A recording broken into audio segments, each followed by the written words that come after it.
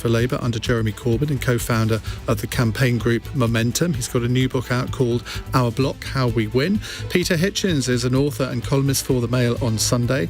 And Peter York, social commentator, broadcaster and author. The lines are open for your questions, 0345 6060 973. You can text 84850. You can ask Alexa to send LBC a comment, and you can watch us on Global Player. On your radio, on Global Player, and Play LBC. Leading Britain's conversation. This is LBC. From Global's newsroom at 8 o'clock, Labour says LGBT football fans should be free to be themselves at the World Cup in Qatar, a country where homosexuality is illegal. The Foreign Secretary, James Cleverly, has been criticised after telling LBC fans need to make some compromises when they're visiting. Former professional footballer Thomas Beattie came out in 2020. He's told LBC he understands the need to respect cultural differences, but the remarks weren't helpful. The World Cup is going to be in Qatar, that's a fact. I think he probably should be a little bit more sensitive to the fact that comment is quite offensive to a large group of people who will be looking for some kind of protection whilst they're over there. Rishi Sunak has overturned one of Liz Truss's policies by bringing back the ban on fracking in England.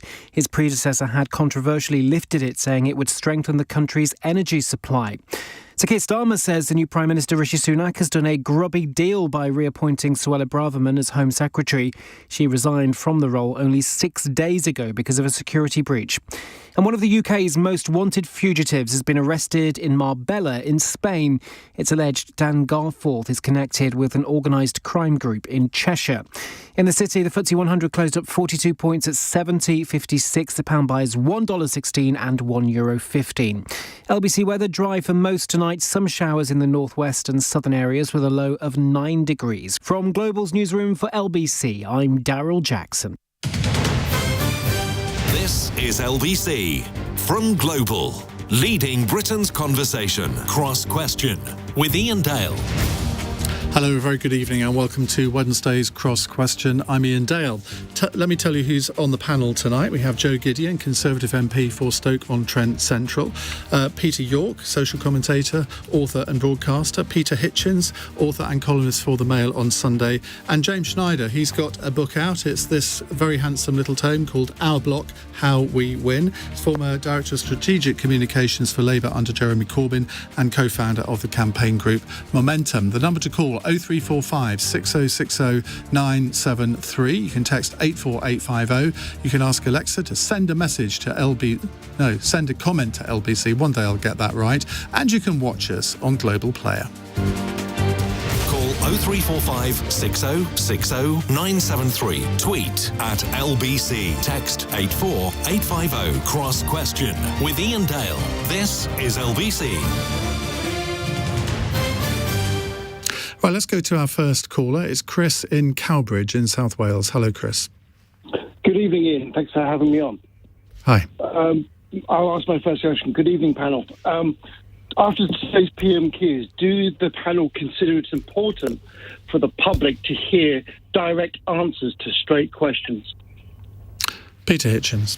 Of course, but you would be very unwise to expect that at Prime Minister's questions. That's not what it's for. It's a performance in which people pretend to be clashing with the opposition when they're not actually doing so, and questions are asked which are not expected to be answered.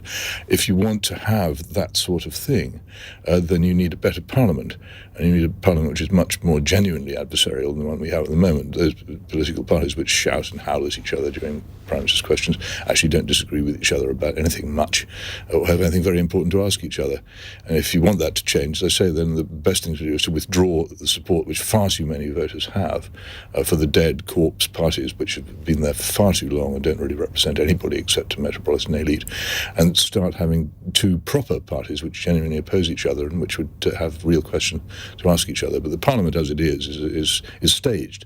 I remember when the Prime Minister's questions, which used to take place when I was in the parliamentary lobby between Margaret Thatcher and Neil Kinnock, there was genuine tension between them because they really did disagree profoundly about the way in which the country should be governed, and that made an enormous difference. But all that's gone now. Has it really? I think so. I mean, when Jeremy Corbyn was leader of the Labour Party and Boris Johnson was Prime Minister, there were genuine differences there. I would say today there were genuine differences. I'm not sure what the general differences are now. I think there's something in what you say about Jeremy Corbyn, because for once a left-wing party had an actual left-wing leader, which I always thought wasn't such a bad idea. But Johnson isn't particularly conservative, so there wasn't an enormous clash between them. I think that it would be hard to make out really, really fundamental basic differences between him, even in Corbyn's Labour Party. Well, James, you were there. What was it like preparing Jeremy Corbyn for Prime Minister's questions? Did you feel that there were those genuine policy differences, and did you ever think you were going to get an answer from Boris Johnson? There were huge policy differences between Jeremy and David Cameron, Jeremy and Theresa May, Jeremy and Boris Johnson. I mean, I agree with Peter's main point about Parliament being a bit of a show and quite theatrical, and a lot of it not being very worthwhile. I tried to not get too involved with Prime Minister's Question Time and just look at the bit that we'd put out for a clip on social media, because more people would see that, because the actual cut and thrust of it was, is very staged, and it's almost impossible to get a straight answer out of Boris Johnson. He's extremely good at obfuscating and bluster. What did you make today of Rishi Sunak? Because a lot of people on social media were saying, well, it may have been a bit of a showman performance by Rishi Sunak, but he was just trotting out Boris Johnson's old mantras.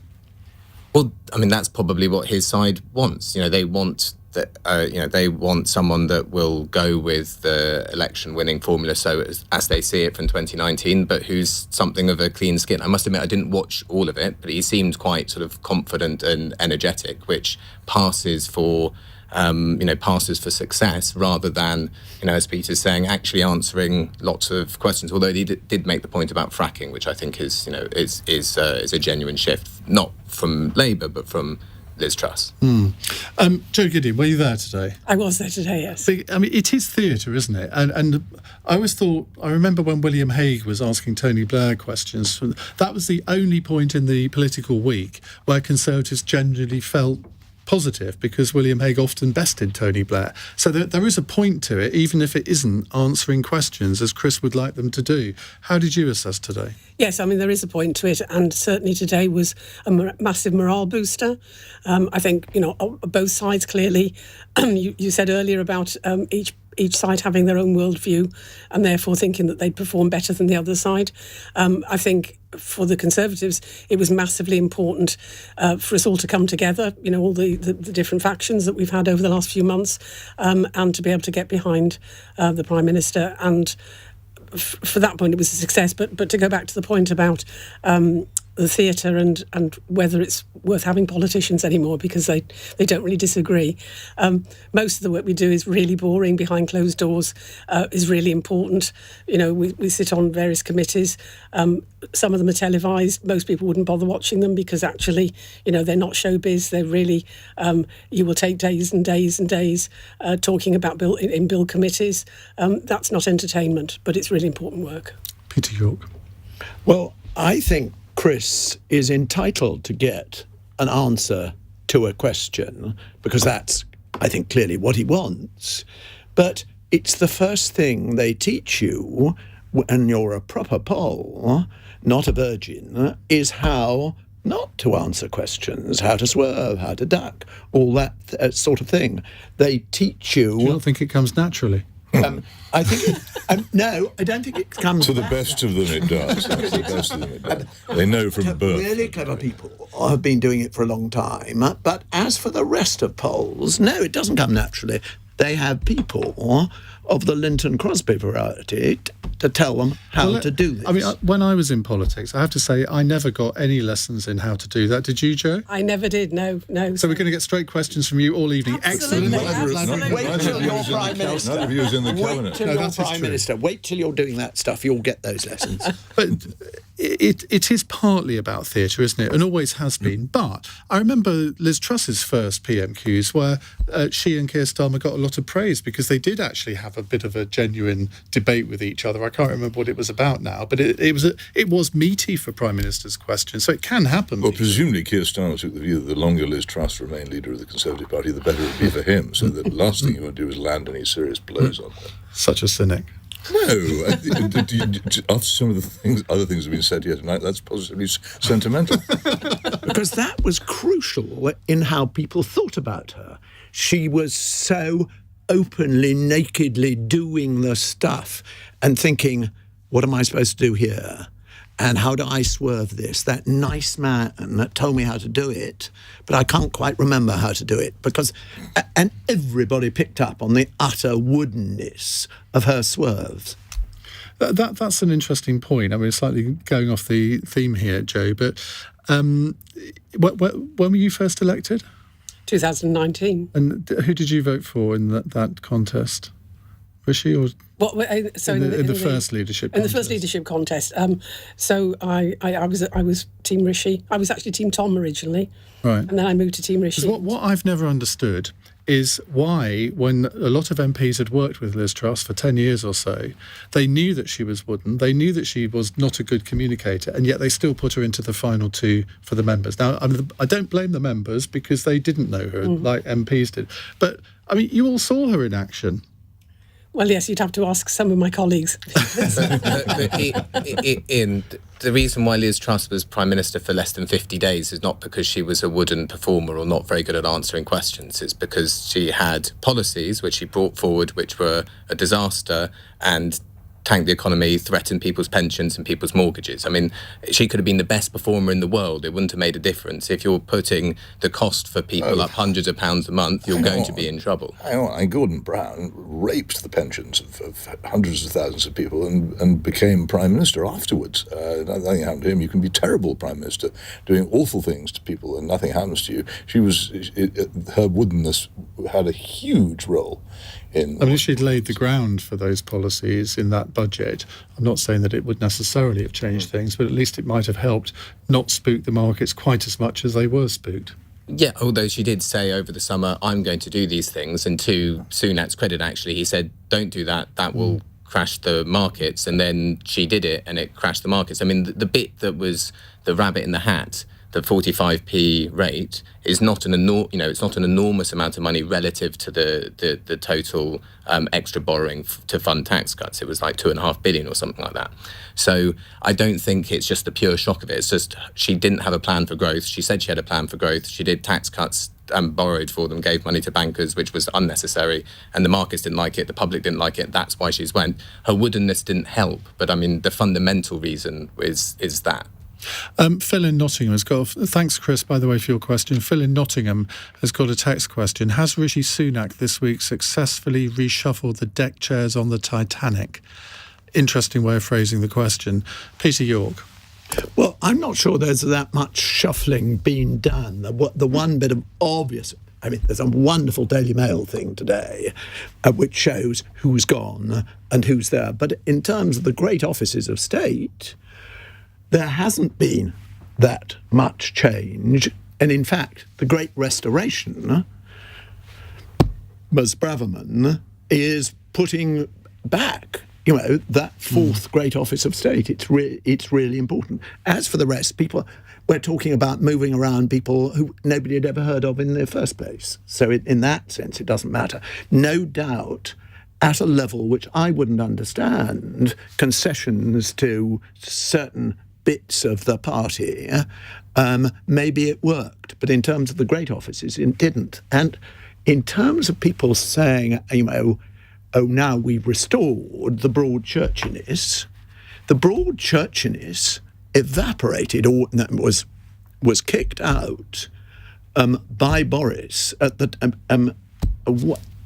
quite a while ago. It's been done. Do you know that sort of one nation? And as I understand it, there aren't any left. The reshuffle that's continuing tonight of the junior ministerial posts, it's a complete cull of Liz Truss supporters. We're probably going to hear a bit more about that later on. James.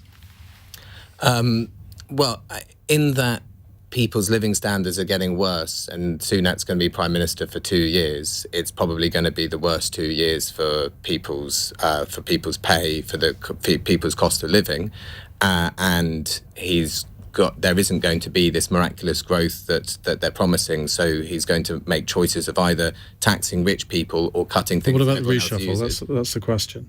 Well, I mean, the reshuffle's been made, but what matters is not necessarily who he's got on the pitch, it's what game they're playing.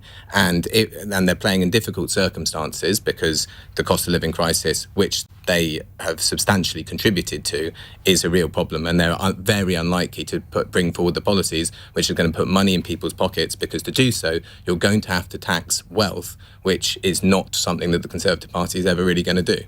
Joe, how do you view the reshuffle? So I think it was very important for us to have the legitimacy which we had at the 2019 election, and Rishi's promise to deliver on the manifesto meant that it's right that he brought a lot of people back and had that broad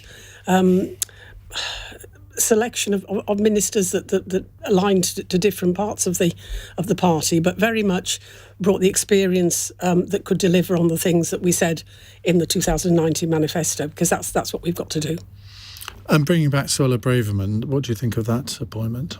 Well, so Suella was obviously a candidate from a wing of the party that it needs to be incorporated, and I understand that the key thing for Rishi, which he promised everybody, was that we would work together and all wings of the party. So there was no one else from that wing of the party that hadn't been sacked as a cabinet minister for leaking security information 6 days previously. So that's what's called a killer question. I'm so glad I'm a backbench. I don't have to answer that. Oh, but you promised you were going to give straight answers earlier. Well, I can try if you like. Go on. We're eagerly anticipating. So that's not fair. Oh, Peter. Thank you. Peter to the rescue. Who'd have thought? Oh, come on, I want an answer. I think look, the cards on table. I think it is outrageous that she should be brought back after 6 days. There used to be an unspoken rule, Margaret Thatcher certainly had this, that if you resigned for some sort of scandalous reason, you didn't come back until after you'd fought another election, so you had the validation of the voters.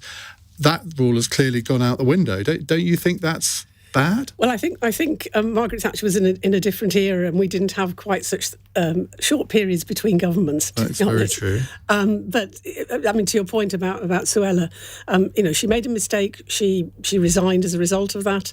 Under a new prime minister, it's his decision as to whether he considers that a serious enough mistake not to bring her back. Do you?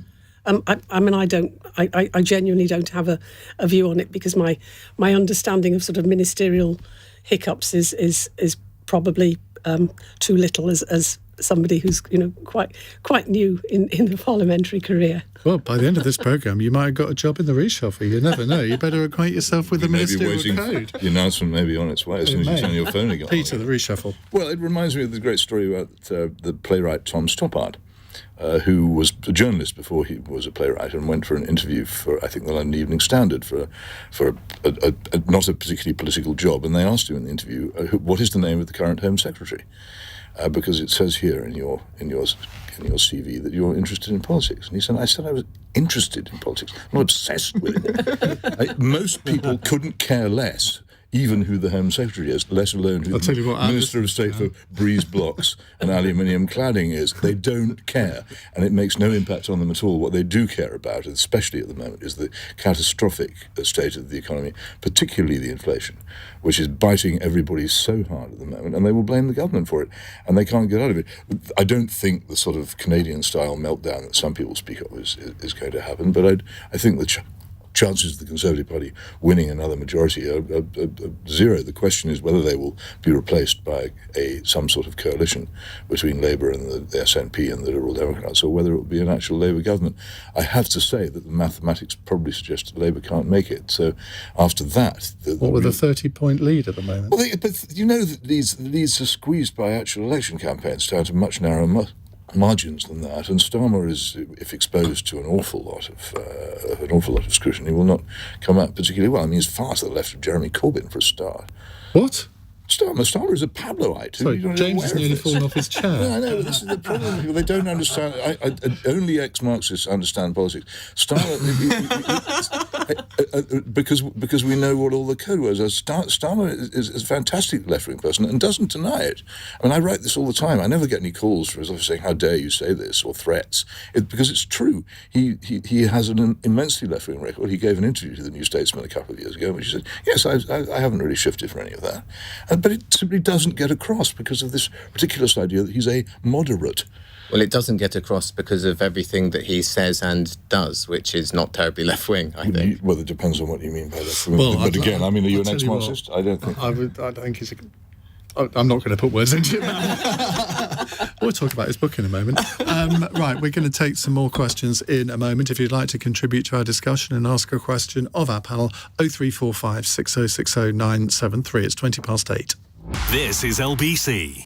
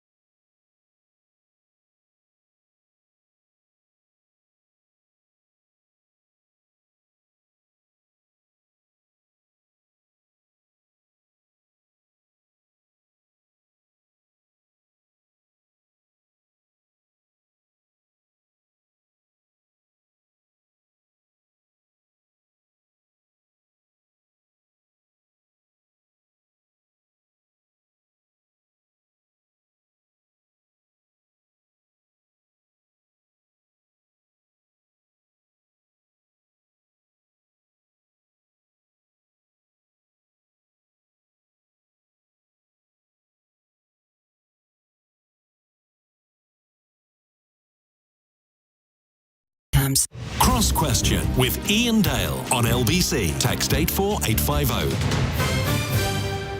8:24. Joe Gideon, Conservative MP, is with us. James Schneider, formerly the founder of Momentum. Peter Hitchens, columnist for the Mail on Sunday. And Peter York, the social commentator. Right, next question is from John in Wallington. Hello, John. Evening, Ian. Evening, panel. Evening. My question is, given that Putin has weaponized energy, is it irresponsible to ban fracking in terms of our national security? Well, the government announced today they've U-turned on the U-turn, and they are now going to reimpose the ban on fracking, which was in their 2019 manifesto. James Schneider, I think this is a really interesting issue, and it's one that I'm never quite sure which side to come down on. We did an hour on it the other night, had two experts, one anti, one pro fracking, and I think we learned a lot from that. But where do you stand on this? Because the point from the questioner is that, well, is it irresponsible to ban fracking given our energy needs? I'm opposed to fracking. Excuse me. I'm opposed to fracking because local communities where there are fracking sites don't want it. They don't want earthquakes. They don't want water that can catch on fire. There's no democratic mandate for it because all the parties that ran in the last election ran on banning it. The climate change is getting pretty much out of control, and we can't afford any new oil and gas, let alone fracking. So for all of those reasons, bringing back in the ban is a good thing. Now, if we want to have a responsible energy policy, then yes, of course, we need to invest in new energy, and we should be looking at renewable energy as much as we possibly can, solar and wind in particular, because we are going to have to not have oil and gas as our main source of energy. But isn't it wise to have a basket of energy supplies from all sorts of... We are going to have a basket of energy supplies anyway, because we're making a transition. There's an argument that you need a baseline, something that's stable. So wind and solar comes hot, blows hot and cold, as it were. So you've got things like nuclear, which form a stable base. But we don't need fracking. Fracking is dangerous. There's no mandate for it. Nobody wants it, either particularly in the country or in the areas that we're actually going to be affected by it. Joe? Well, so I'm agnostic on fracking personally, but it was in our manifesto in 2019 that there would be a moratorium on it, and therefore I think Prime Minister was quite right to go back to that and say we will reinstate it. In terms of energy supply, I agree that we have to look at a broad range of alternative energy sources. I'm particularly interested in geothermal and mine water heating because that's what we can do in Stoke-on-Trent. And I think tidal, there are some interesting additions to solar and onshore and offshore wind. So we already have quite a large number of options. And if fracking is so contentious, I think it's fine to until the evidence shows otherwise to have that moratorium. Peter? I don't think that fracking is particularly appealing in this country and our landscape. I'm very worried about what it does to water. I think that a lot of the people who call for it to be made widespread here are basing their ideas on what's happened in the United States, a totally different landscape with far, far more space. I'm not at all sure it would be the answer to our questions about energy. It's true that Putin has weaponized energy, but I was looking up the other day my own writings about this, and I suggested in 2008 that he was going to do so. What I've also been pointing out for a long time is how very dangerous it's been for us to pursue this fanatical net zero policy, which has meant that we've not actually just closed down a large number of coal-fired power stations, which would be fantastically useful this winter if we still had them. We've blown them up to make it irreversible. At the same time, of course, as China is building a nuclear power station about every 5 minutes, so whatever difference it may or may not have made to the to climate change is completely cancelled out by China's activity. I think our energy policy in this country has been lackadaisical, lacking forethought, and in fact positively stupid for many, many years. We've also over so long neglected the obvious course of rebuilding the nuclear power generation, which we ought to have, and making sure that we had that reserve as well. I think we're in very, very deep trouble, but I don't think fracking will solve it.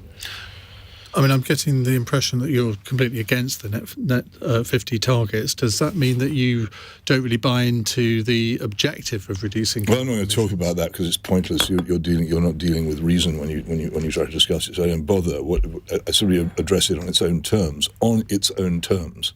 Given what the Chinese and the Indians are doing with coal-fired power, it has been ridiculous for us to destroy our coal-fired capacity, and also it's been very, very neglectful for us to have failed for so long to expand and rebuild our nuclear capacity. All these things were completely foreseeable. We've known for at least 14 years that this situation would arise, and governments have simply done nothing. Why do you think that is? Because they're useless. Most politicians in this country don't know anything, don't understand anything, and run with the herd. And they have just not done the things which they ought to do. But there have been politicians that have warned about this. I remember Liam Fox talking to him about this in 2014, where he said, look, energy security is going to be the big issue of our time. And yet he was a siren voice. I don't know how many other people thought. Look what happened to him. I mean, where is he now? The mainstream politics is constantly obsessed with the short term and with public relations, and has very little interest in doing long-term good. Peter York. Well, the hard fact is that the moment Putin threatened energy security across Europe, all the fossil fuel lobbyists saw their opportunity to say, well, of course, we have to think about the future, but then we have to think about the near term, and here is something wonderful, and it would be very irresponsible not to do it. I don't know how wonderful or otherwise it is, but these things aren't quick to put underway. And in our case, they would be tremendously patchy, because part of any clause, even when Liz Truss wanted to reinstate it, it had to be with the permission of the locals. So there wouldn't actually be all that much of it, because people don't like it. See, I think one of the telling things here is that the main fossil fuel companies haven't got behind fracking. And if they thought that there was something in it, they would surely have been investing billions of pounds into fracking, it. and they've got big lobbyists. Small fry, aren't they? Yes, but they've got compared to Shell or BP. The richest man in Britain has got some fracking interests. I mean, it's not a totally marginal thing with no power or weight behind it. Well, it's not going to be on the agenda for the next few years anyway, according to Rishi Sunak. We'll come to more of your questions in a second. 0345 6060 973. It's 8:31 news headlines with, I'm hoping it's Darryl Jackson. It is. Labour says LGBT football fans shouldn't have to hide themselves at the World Cup in Qatar, a country where homosexuality is illegal. That's after the Foreign Secretary James Cleverly was criticised for telling LBC people needed to be respectful if they're attending. Sir Keir Starmer says the new Prime Minister, Rishi Sunak, has done a grubby deal by reappointing Suella Braverman as Home Secretary. She resigned from the role only 6 days ago because of a security breach. She sent an official document using her personal email. And campaigners have welcomed Rishi Sunak's decision to reimpose a fracking ban in England. His predecessor, Liz Truss, lifted the argument, saying it would strengthen the country's energy supplies. LBC weather dry for most tonight. Some showers in the northwest and southern areas with a low of 9 degrees. This is LBC.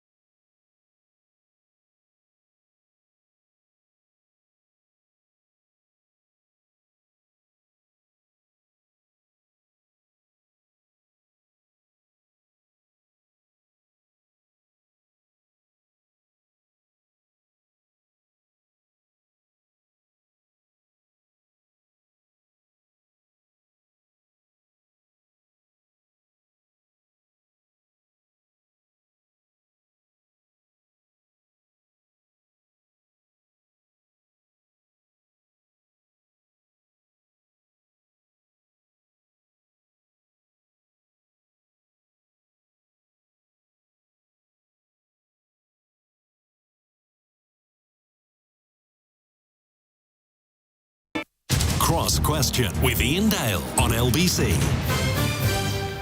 8:36 on LBC. We have with us Peter York, social commentator, Peter Hitchens, columnist for The Mail on Sunday, Joe Gideon, Conservative MP for Stoke-on-Trent, and James Schneider, co-founder of Momentum and also the author of this book, Our Block, How We Win. Now, you can listen to James and I talking about this for nearly an hour, was it an hour, 3/4 an hour, something like that, on my book club podcast. But just give us a flavour of what the book's all about. The book is trying to lift the left up from the defeatism that we got after getting a bit of a whacking in the 2019 election, to say that... Which, of course, was all your fault. Which, of course, was all my fault, yes.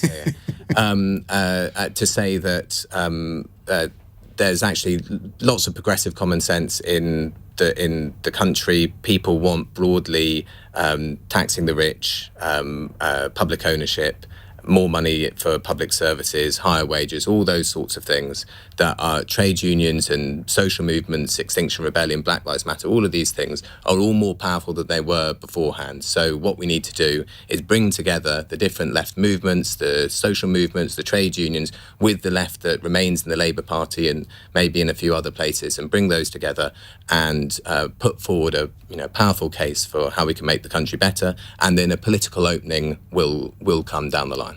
Peter Hitchens, what do you make of all of that? Well, I think it might, alas, in the coming years, pick up quite a following, because we're going to be in a state of endless crisis where everybody's standard of living is falling and taxes are rising and public services are deteriorating and unemployment is increasing and all kinds of other things, such as general disorder and levels of crime are worse. So at that time, people who are offering programs of this kind immediately come to the fore rather more than they do in normal times. Some of the things that you say are perfectly sensible. I want to renationalise the railways like anything. I'm not in favour of unfair taxation, and a lot of other things I would do which we would probably agree on, but some of the other things, particularly the mention of Extinction Rebellion, make me worry slightly about where all this would end up. And I don't necessarily think that you've had it. The other thing is, I think that there will almost certainly be major constitutional reform after the next election, which will make the left more powerful. Right, well, let's move on to another question. It's a text question from Harry in Sutton. Ian, please ask Peter Hitchens, brackets, and the rest of the panel about Germany opting to make recreational cannabis legal. Should the UK take similar steps? Could be a good earner for the Treasury. I think it's not a secret, Peter, that you would not be in favour of this. Well, no, but the thing is that in this country, the marijuana has been more or less decriminalised anyway, really since the 1990s. The step of legalisation, which has now taken place in several states in the United States and in Canada, takes it to the stage where commercial companies, very similar to big tobacco, which we've all spent 50 years trying to defeat, will be marketing and advertising openly and without legal restriction a dangerous poison which will do terrible damage to its users. And if anybody doubts this, then stick around. It's the most certain one-way ticket to the third world anybody could possibly embrace. I don't know why, given the huge amounts of evidence now available, that the correlation between marijuana use and mental illness is extraordinarily strong. Why anybody would risk legalising and having the advertising and open sale of something. We've spent, as I say, half a century clubbing the tobacco industry into submission and getting people to stop smoking. A terribly dangerous thing where the government indeed made an awful lot of money out of human misery, and so did commercial firms. Why would we want to do it all over again with something which is in many ways even worse? And lung cancer is terrible, but lifelong mental illness is also tragic and catastrophic, both for the individual who suffers it and, of course, for his or her family. And it's extraordinary how unwilling people are to listen to this evidence. They only need to ask Professor Sir Robin Murray, one of the most distinguished psychiatrists in the country, and he will tell them. But you constantly get people saying, "Oh, we're doing science-based research and all our efforts are fact-based," and they don't even know about this, or they choose not to know. Also, legalisation has been a failure on its own terms, particularly in Canada. The idea that legalisation would lead to regulation of strengths and controls over sales was always rubbish, because legalisation means taxation, and taxation means that the illegal gangs still continue to function. So any attempts to do all those things which were claimed failed because the illegal market simply mopped up the demand which the legal market wasn't allowed to meet. But none of it works. It's all bilge, but it has an immensely powerful, very, very rich lobby behind it, so it continues to sweep all before it. Do you appreciate that I didn't interrupt you there? I appreciate it immensely. Peter York. Well, mature people think fondly, quite a lot of them, about cannabis as it used to be. There's been a step change in what people consume, the power and consequently the danger. You'll be very much aware of that, Peter, which means that there are a lot of people who don't know where they are in this argument because they've got those fond, old-fashioned feelings because it was regarded as an entry-level drug for hippies. For middle-class hippies, they'll get over it. Whereas, you're talking from personal experience. Whereas skunk can absolutely ruin lives. And that's a fair point, isn't it? Because there are varying degrees. I mean, we use this catch-all term cannabis.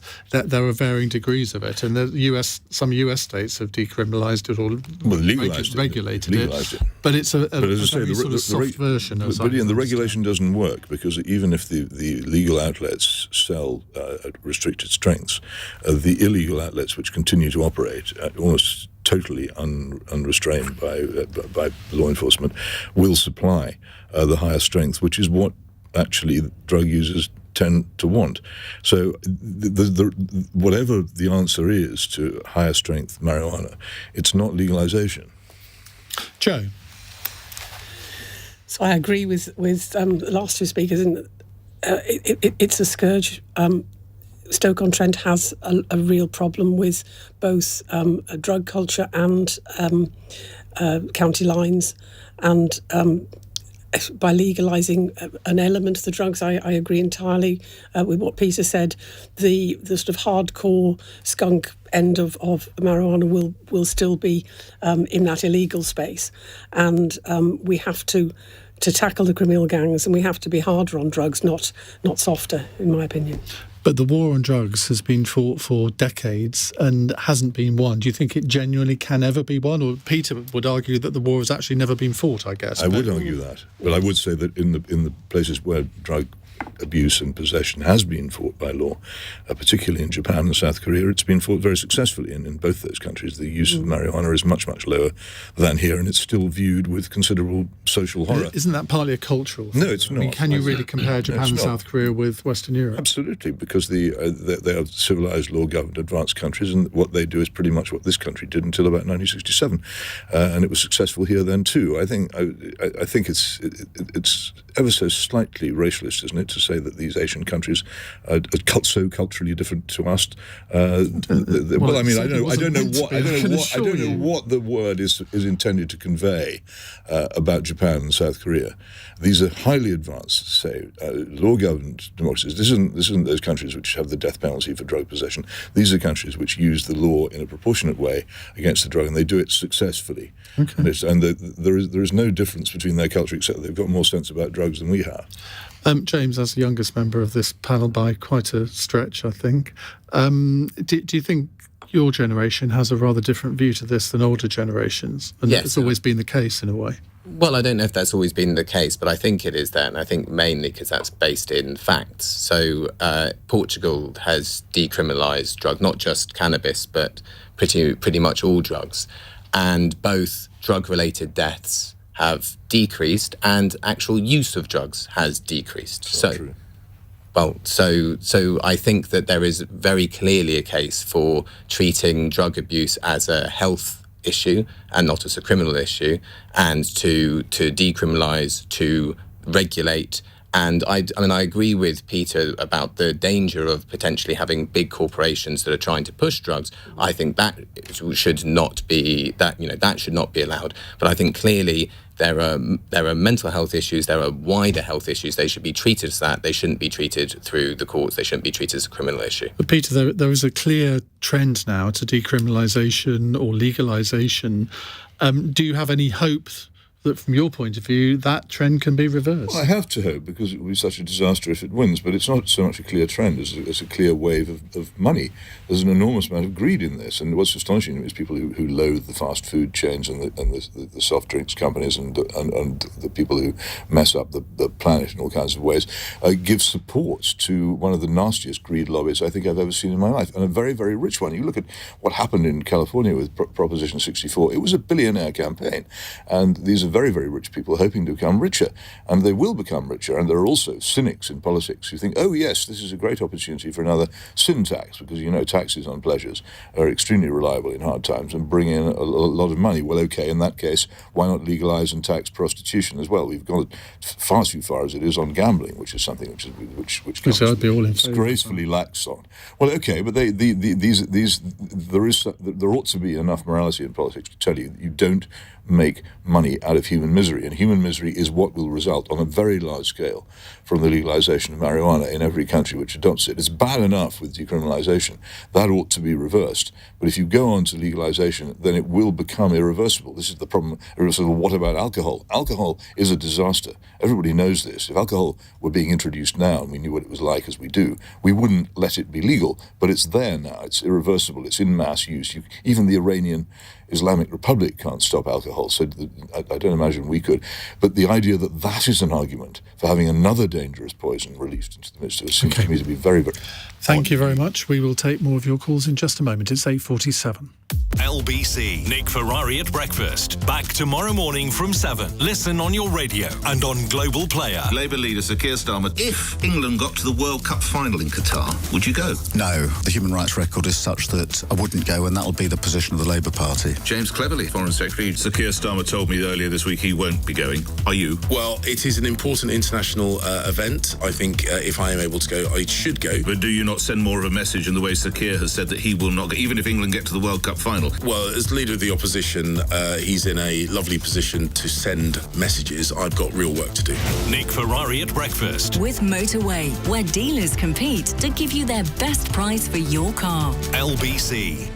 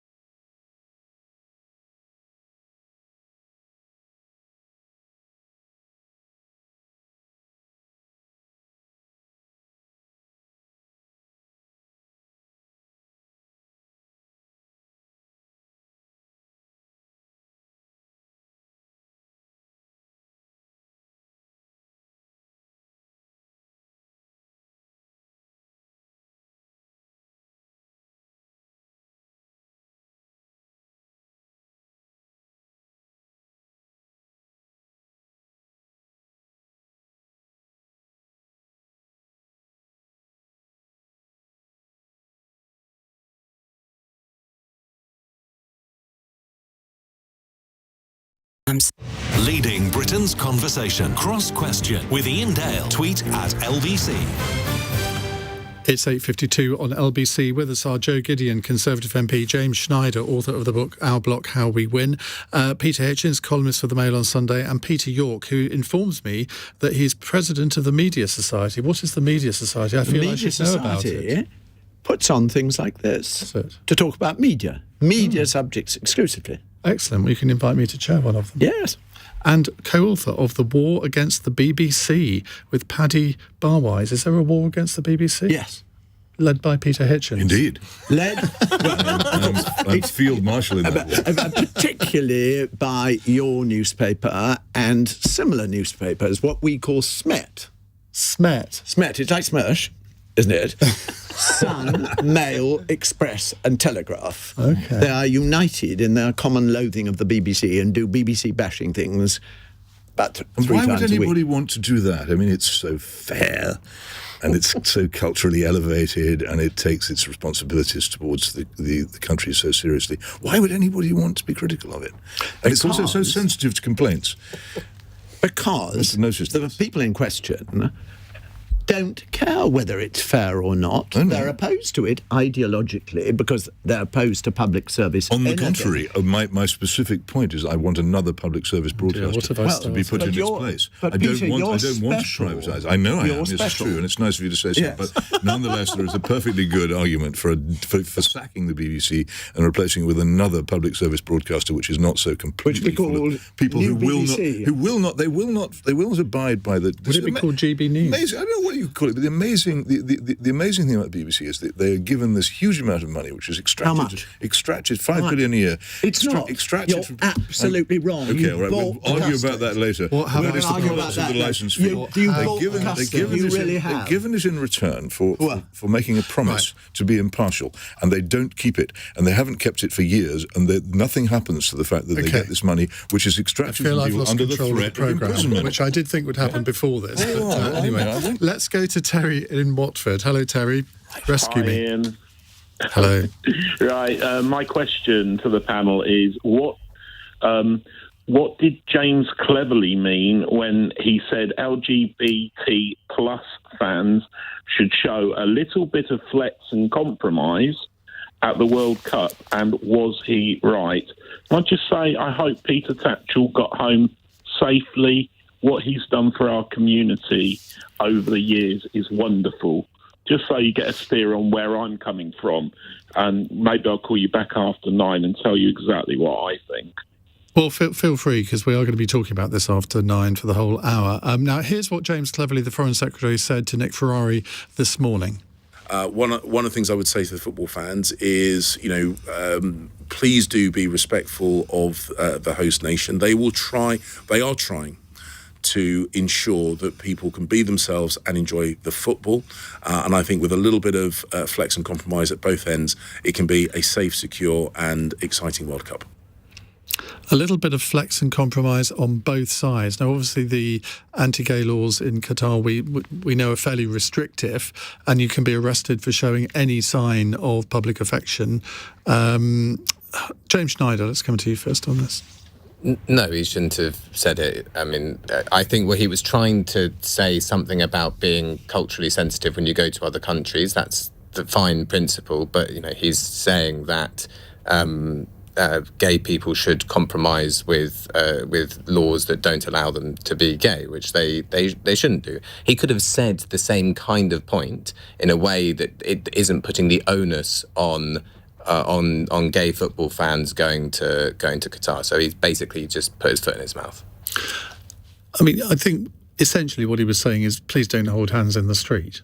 I mean, that would be seen as a sort of provocative action, which I don't think it's the role of the British government to tell its citizens to not hold hands in. But isn't it the role of the British government to say that you should respect the law of the country that you're visiting, just as we would expect people to respect our laws? Sure. I mean, firstly, you can hold hands in the street in Qatar. I mean, many people do, who aren't necessarily gay. But I don't think it seems like you're singling out gay British people to say you need to act in a very different way and everything will be okay. It's saying that it's on them. And, the World Cup shouldn't be in Qatar in the first place. It's absurd. They've never qualified for the World Cup. They barely play football. It has to be held in the winter because it's so hot there. Lots of money has gone into it. It's a very peculiar situation. And I think to sort of put the onus on gay people for how they behave is the wrong thing to do. Of course, people should be respectful to other cultures wherever they go, obviously. I'm conscious of the time. We've nearly run out of it. But Joe Gideon, do you think that James Cleverly should be going to the World Cup as Foreign Secretary? He says he is going to. So, I agree with you. I think it's about being respectful. I lived in Saudi Arabia for 2 years, and I couldn't drive, and I wouldn't have dreamt of sort of wearing short sleeves and that sort of thing. It's about respect for the culture. I think that it wouldn't have been my choice of the place to hold the World Cup, but ultimately that's outside all our control. I do think we are in there. We've qualified, and as such, I think it's right for the UK government to have representation there. Peter. Well, people get into a respect mode when there's a lot of money around and start saying we must be respectful of these people and their culture. When there isn't any money, people are considerably less respectful about the culture of poor places which might have nasty legislation. Mr. Cleverly should get out more. And the fact is, he does get his job to get out a lot, but he should get out more. What does he think gay football fans are like? Does he think they've got RuPaul wigs on and they kiss and cuddle in public? What about gay football fans in England? They're not like that. And even if they were, they've learnt not to be. I'll tell you what, I would like to see the Qatari authorities take on the West Ham gay football fans who are called Pride of Irons. Get it? Peter Hitchens. Well, I just have to say I give thanks to divine providence every day that I don't have to be a spokesman for James Cleverly. Is that it? That's it. Well, amazing. Just to say that lots of ministerial appointments. Joe, your name doesn't feature on the list so far, but two of the female politicians that I've had on the programme over the past 48 hours, Lucy Fraser and Helen Whately, do. Lucy Fraser is now Minister of State at the Department for Levelling Up Housing and Communities. Why don't they change the title of that ridiculous department? Helen Whately is Minister of State in the Department of Health and Social Care. So, as Margaret Thatcher would say, just rejoice at that news. Final text question from Sam in Norwich. The Kanye West statue has been removed from Madame Tussauds. Who from the world of politics would you like to see immortalised in wax? Peter York. Probably Clem Attlee. He probably was and has been boiled down. Yes. And I think they should put him back up there because there are lots of lessons to be learnt from that cabinet and what it did and the way it created, a consensus that lasted quite a long time amongst, very clever people on both sides. Joe Gideon. We're not restricted to a British person. No. So I would go for Angela Merkel. I've just been reading her biography, and it's fascinating, the journey that she went on. And I think, I'm not going to call her the German Margaret Thatcher, but I think Peter might agree that she deserves a place in history. Yeah, she Peter? does. Well, I know.